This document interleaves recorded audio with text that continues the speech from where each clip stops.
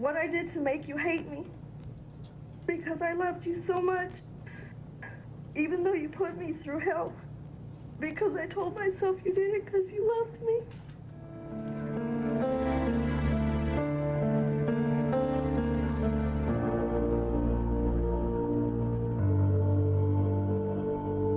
Conheçam Joseph e Evangeline. Na época que tudo veio à tona, ele tinha 50 anos, ela tinha 49.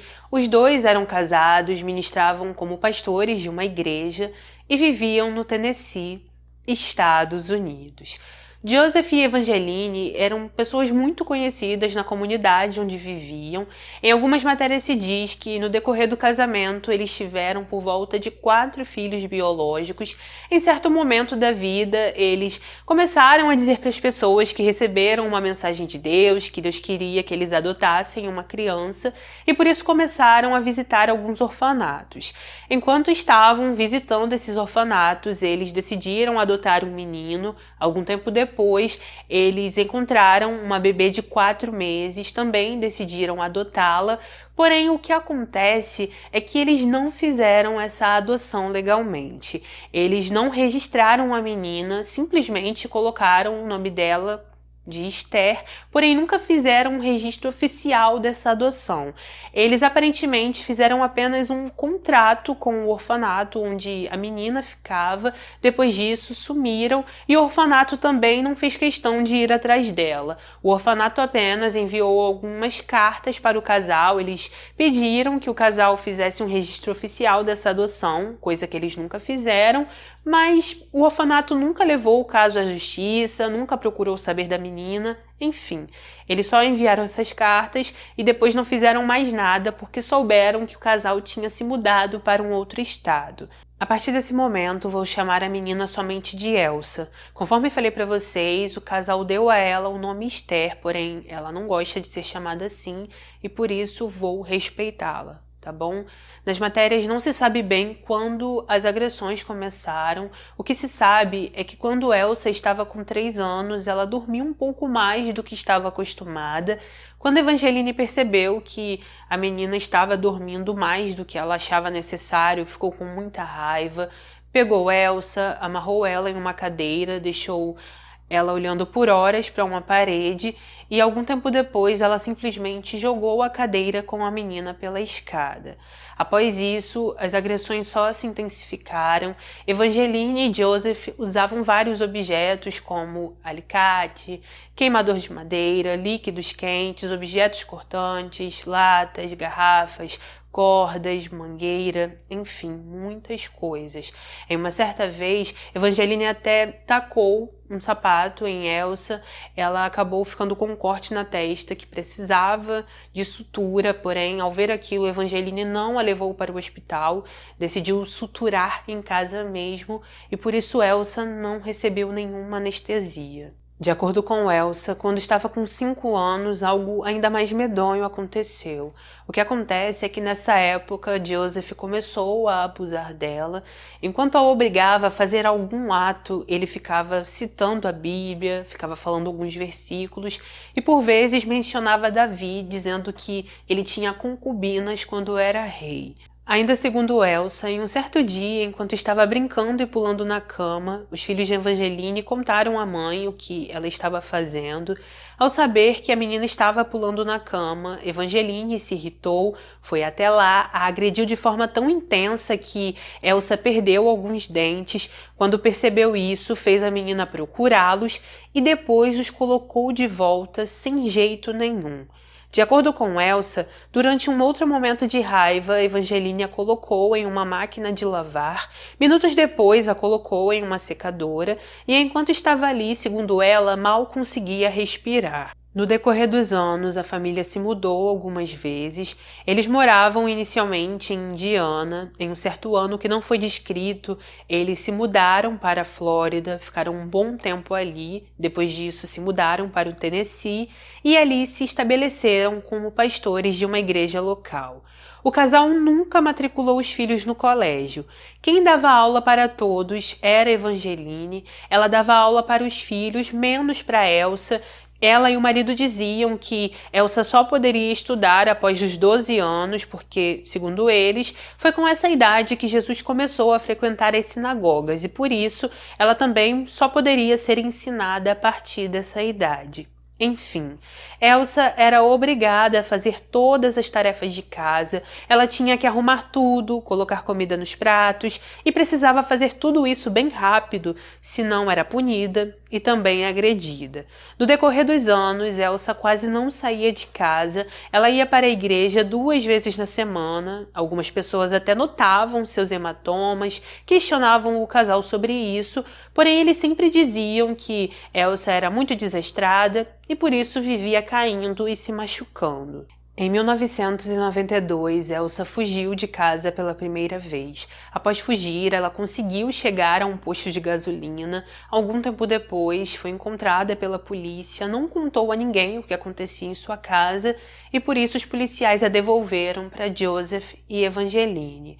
Alguns anos depois, em 1996, Elsa fugiu novamente.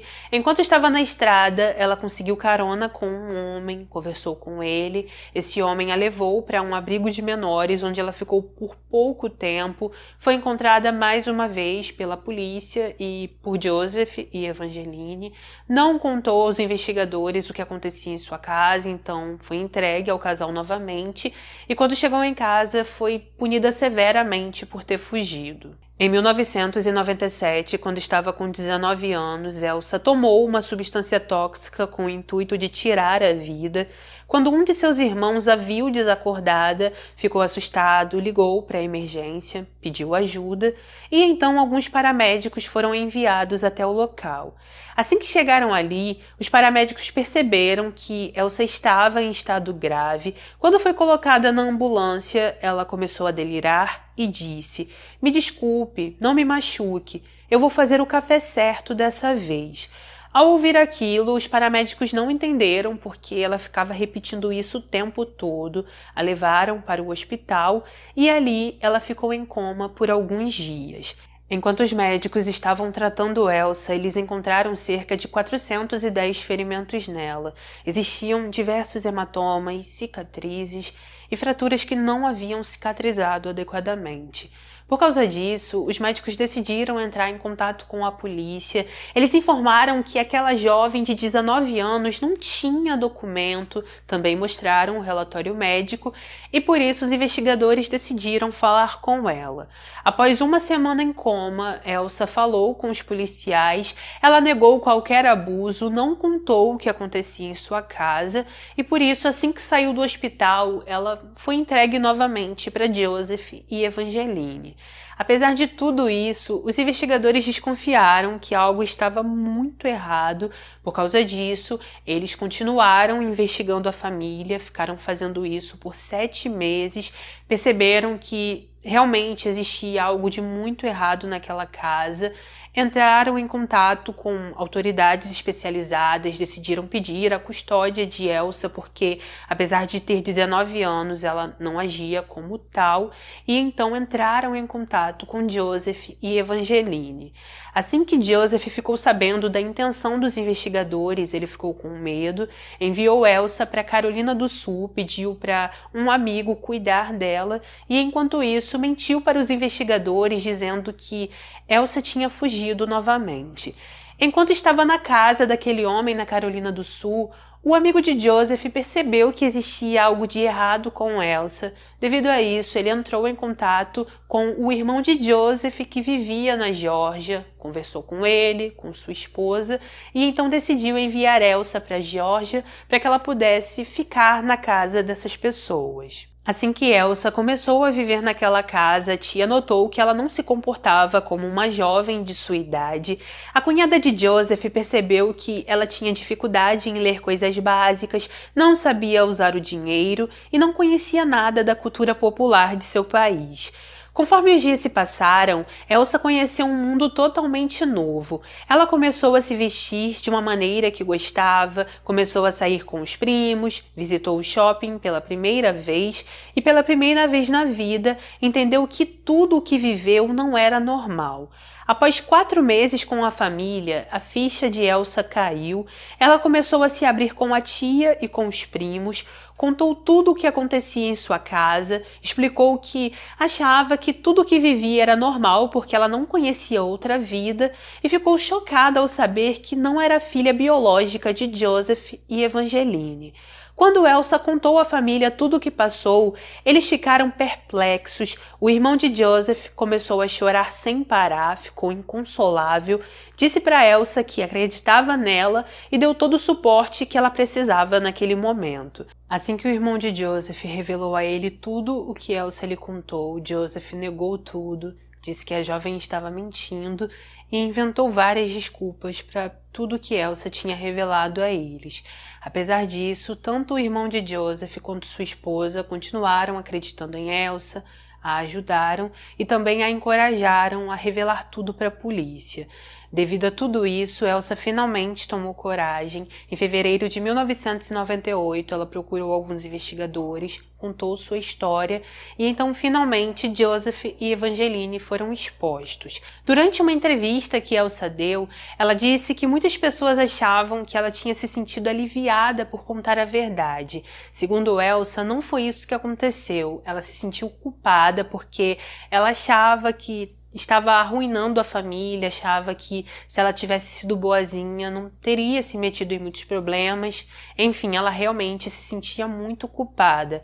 Ainda durante essa entrevista, Elsa contou que ficou muito apavorada quando se viu em um mundo novo. Ela disse que não estava com medo de viver uma nova vida, ela estava preocupada de deixar 19 anos de sua vida para trás, porque, de acordo com ela, tudo o que aconteceu em sua vida, tudo o que ela viveu, ela considerava normal, era algo comum para ela.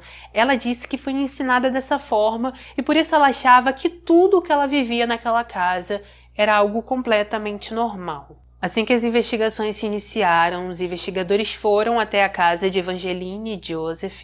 Ao chegar no local, eles encontraram uma verdadeira bagunça, acharam vários ratos pela residência, encontraram também gatos e cachorros enjaulados e disseram que a casa fedia muito. Durante as investigações, Elsa se mudou para um outro estado, ela mudou seu nome, se registrou legalmente como Elsa e começou a viver a própria vida.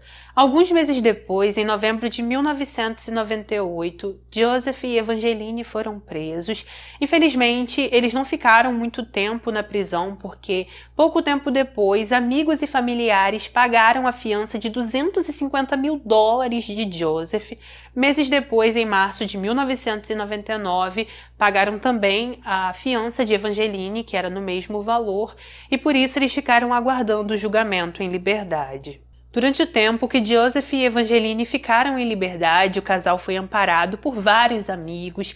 Eles também negaram para os jornalistas toda a acusação de Elsa e enfatizaram que ela sempre foi desastrada e descuidada. Alguns meses depois, por volta de 2000, aconteceu o julgamento do casal. Ali, os promotores apresentaram o caso, disseram que Joseph e Evangeline tratavam Elsa como se fosse nada e que eles nunca a trataram como filha. Ainda de acordo com os promotores, por muitas vezes o casal negou comida a Elsa. Durante 19 anos, eles nunca a levaram ao médico, não permitiam que ela estudasse, não deixavam ela ouvir música ou assistir TV e a tratavam como a escrava da família. Durante o julgamento, fotos do dia que Elsa foi ao hospital foram mostradas. Ali, os promotores apontaram os hematomas, explicaram cada um deles, disseram que eles foram feitos com bastões, cordas, chicotes, queimadores de madeira, líquidos quentes, enfim, cada parte do corpo foi apontada e cada parte tinha algum tipo de machucado. Alguns médicos e enfermeiras que atenderam Elsa no hospital também foram ouvidos no julgamento. Eles disseram que haviam hematomas nela da cabeça aos pés. Informaram que, quando questionaram o casal sobre isso, eles ficaram dizendo que Elsa sempre foi desajustada, que ela era desastrada, que vivia caindo muito e que por isso tinha tantos hematomas. Durante o julgamento, Elsa também testemunhou. Segundo relatos, ela tremeu ao contar tudo o que viveu naquela casa. Elsa disse que, às vezes, Evangeline ficava observando as marcas que fazia nela e ficava dizendo que aquelas marcas eram marcas da besta. Ela também contou que não conseguia mexer normalmente um de seus braços. Disse que, durante 19 anos de sua vida, foi agredida várias vezes, vários danos foram causados aos nervos de seu braço e por isso ela não conseguia movimentá-lo normalmente. Ainda de acordo com Elsa, nas 2 vezes que fugiu, ela foi agredida com uma mangueira. Disse que Evangeline mandou ela se despir porque não queria perder nenhum centímetro de seu corpo. Elsa também contou que quase todos os dias era abusada por Joseph, que quando Evangeline descobriu, colocou toda a culpa nela e mais uma vez a agrediu. De acordo com Elsa, ela era obrigada a fazer todas as tarefas de casa, disse que dificilmente tinha permissão para assistir às aulas que Evangeline dava aos filhos e que por isso não sabia nem ler e nem escrever direito. Em algumas matérias se diz que o casal não queria que nenhum dos filhos tivessem acesso à educação até os 12 anos, porque, segundo eles, foi com essa idade que Jesus começou a frequentar as sinagogas. Eles achavam que, sendo criados assim, os filhos seriam uma espécie de gênios, pois estariam seguindo os passos de Jesus. Enfim, em outras matérias dá a entender que eles só não permitiam que Elsa tivesse acesso à educação. Quando ela estava com 9 anos, uma babá que cuidava dos filhos de Evangeline e Joseph ensinou a Elsa a escrever seu próprio nome. Quando o casal descobriu que a menina estava escrevendo, a agrediram e disseram que ela não tinha permissão para fazer isso até completar 12 anos. Ainda durante a audiência, se revelou que o casal teve 2 babás enquanto os filhos eram pequenos. Essas 2 babás eram alunas de Joseph na faculdade, ele dava aula de Bíblia para elas e as 2 percebiam a forma que Elsa era tratada. Apesar disso, elas não falavam nada com o casal. Uma dessas babás disse que chegou a falar com o presidente da faculdade sobre suas suspeitas. Ela mencionou que achava estranho a forma que o casal tratava todos os filhos e a forma que eles tratavam Elsa, porém o presidente não fez nada e essa babá também deixou esse assunto para lá. Durante o julgamento, um homem que era amigo de Joseph testemunhou. Ele relatou que durante uma conversa, Joseph disse que Deus criou Elsa para ser uma serva e que ele e sua mulher a estavam treinando para isso. Durante o julgamento, um dos filhos do casal, que na época tinha 21 anos, testemunhou e disse: Esther era propensa a acidentes. Isso é tudo. Estou muito surpreso com as alegações dela sobre mamãe e papai. Eles nunca fariam nada tão bizarro. Não é a verdade e estou com raiva de Esther por contar tantas mentiras. Cindy, uma outra filha do casal, também foi ouvida. Ela disse que seus pais eram inocentes, mencionou que Elsa estava mentindo e disse que Elsa era a única culpada por ter tantos hematomas. De acordo com Cindy, Elsa corria sem olhar para onde ia, quando cozinhava não prestava atenção e então queimava as mãos. Relatou que os arranhões que Elsa tinha foram feitos pelos gatos da casa e também porque, segundo ela, Elsa se coçava com muita intensidade.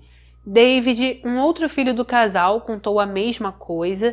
Ele e seus irmãos enfatizaram que não era só Elsa que cuidava dos afazeres da casa, disseram que todos tinham que ajudar, que os pais os disciplinavam sim, tirando alguns privilégios, mas que os pais nunca os agrediram.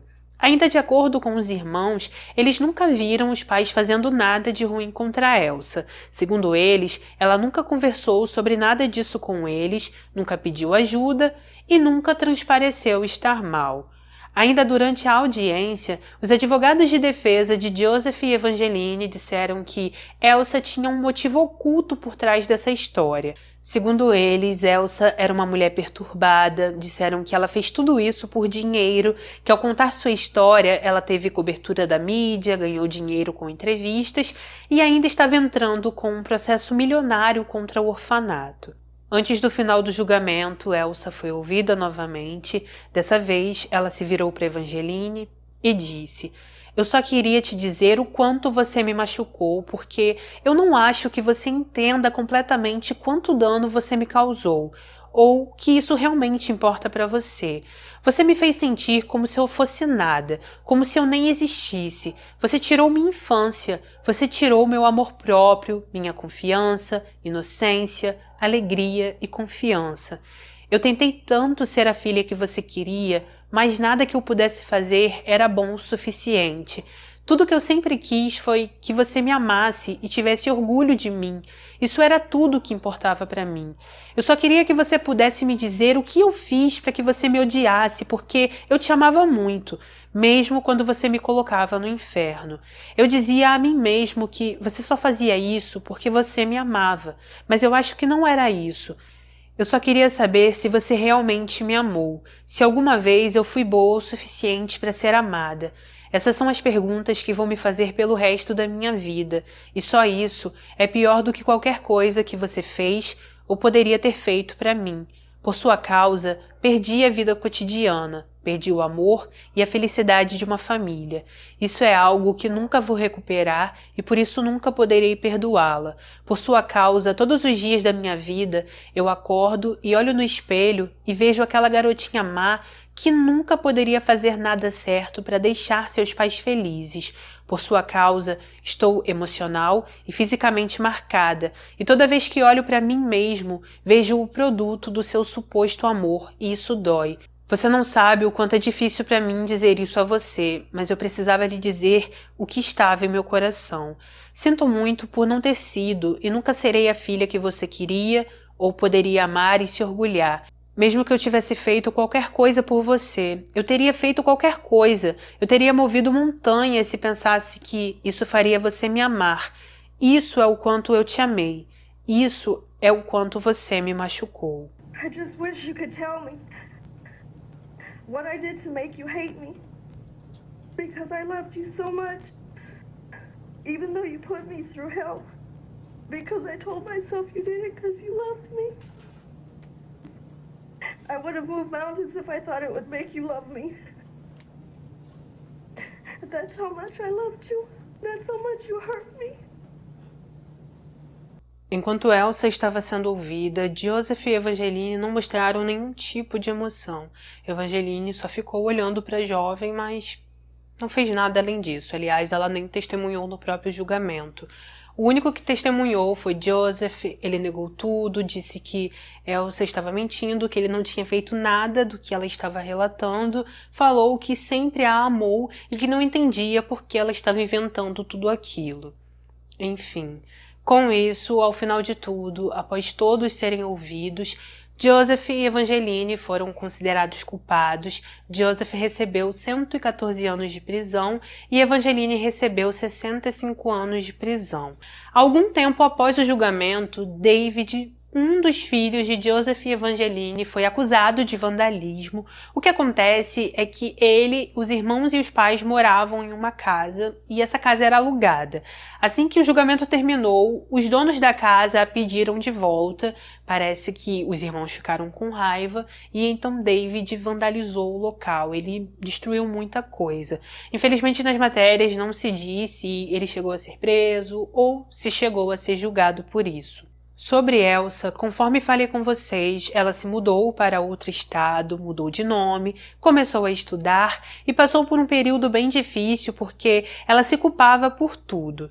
Devido a essa culpa, Elsa se afundou na bebida e nas drogas. Ela começou a ser abusada por um colega de quarto, posteriormente teve relacionamentos ruins, até que começou a namorar, noivou e então engravidou de sua filha. Em uma entrevista, Elsa disse que o processo de cura não é igual para todos. Ela mencionou o quão surpreendente é que de todos que ela conheceu ao longo de sua infância, nenhuma pessoa nunca estendeu a mão para ajudá-la. Ela refletiu que nossa sociedade tende a cuidar da própria vida, enfatizou que as pessoas observam ao redor coisas que sabem que não estão certas, porém as pessoas sempre escolhem não agir. Ainda durante a entrevista que deu, Elsa admitiu que, durante todo o processo de julgamento, ela ainda acreditava que tinha feito algo para merecer as punições. Ela contou que levou quase 20 anos para perceber que não fez nada de errado e que os únicos culpados eram Joseph e Evangeline. Elsa disse: "Lembro-me de pensar 7 anos depois do que aconteceu. Deus, já se passaram 7 anos, por que ainda não melhorou?" Nessa época, Elsa mencionou que mais uma vez tentou tirar a vida. Ela então perdeu a guarda da filha, ficou por vários meses passando por aconselhamento psiquiátrico até que ela finalmente conseguiu a guarda da filha de volta.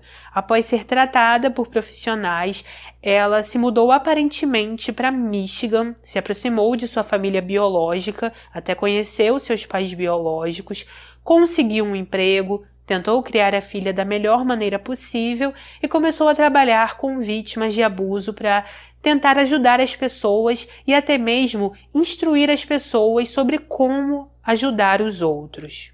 Então é isso, gente. Esse foi o nosso caso de hoje. Por favor, deixe aqui nos comentários o que você achou sobre esse caso, se você já conhecia ele ou não, e coloque a sua opinião, que é muito importante para mim. Se puder, por favor, não saia daqui sem deixar o seu like, que é de graça, não custa nada. Ativa o sininho para ser notificado dos próximos vídeos, vem toda semana aqui no canal, porque toda semana tem vídeo novo. Eu vi que o vídeo anterior que postei foi bem difícil para vocês compreenderem, porque tinham muitas pessoas.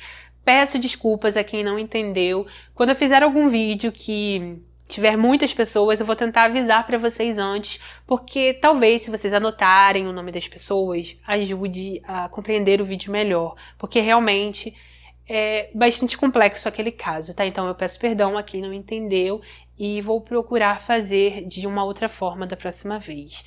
Eu agradeço a cada um que sempre está aqui me ajudando, comentando, curtindo, enfim. Obrigada por tudo. Um beijo no coração de vocês, obrigada por tudo, sempre, sempre. Fiquem com Deus, se cuidem e até o próximo vídeo.